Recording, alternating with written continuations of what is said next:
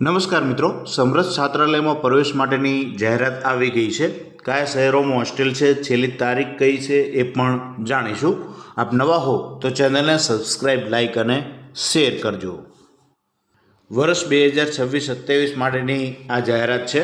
તેની અંદર વાત કરીએ તો કોલેજ કક્ષાના સ્નાતક, અનુસ્નાતક તથા અન્ય ઉચ્ચ અભ્યાસક્રમોમાં અભ્યાસ કરતા અનુસૂચિત જાતિ, અનુસૂચિત જનજાતિ, સામાજિક અને શૈક્ષણિક રીતે પછાત વર્ગ અને આર્થિક રીતે પછાત વર્ગ કે જે AWSના વર્ગના વિદ્યાર્થી અને વિદ્યાર્થીઓને વર્ષ 2026-27ના શૈક્ષણિક વર્ષ માટે સમરસ કુમાર અને કન્યા છાત્રાલય અમદાવાદ, ભાવનગર, વડોદરા, સુરત, રાજકોટ, જામનગર, આણંદ, હિંમતનગર, પાટણ, ભુજ, મોડાસા અને સમરસ કુમાર છાત્રાલય ગાંધીનગર ખાતે પ્રવેશ ઈચ્છતા વિદ્યાર્થીઓ સમરસ ગુજરાત જોઈ.in નામની જે વેબસાઇટ છે તેના ઉપર ફોર્મ ભરી શકાશે.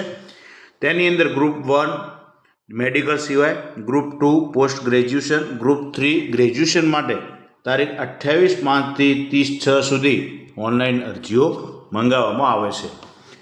સ્નાતક કક્ષાના તમામ અભ્યાસક્રમો કોઈપણ વર્ષ કે સેમિસ્ટરમાં નવો પ્રવેશ મેળવવા માટે ધોરણ 12ની ટકાવારી અને અનુસ્નાતક કક્ષાના અભ્યાસક્રમોમાં સ્નાતક કક્ષાના અભ્યાસક્રમની ટકાવારીના આધારે મેરિટના ધોરણે પ્રવેશ આપવામાં આવશે.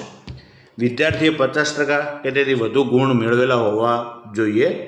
સમરસ છાત્રાલયમાં અગાઉના વર્ષમાં પ્રવેશ મેળવવા ઈચ્છતા હોય તેવા રિન્યુઅલ વિદ્યાર્થીઓએ પણ ફરજિયાતપણે ઓનલાઈન અરજી કરવાની રહેશે.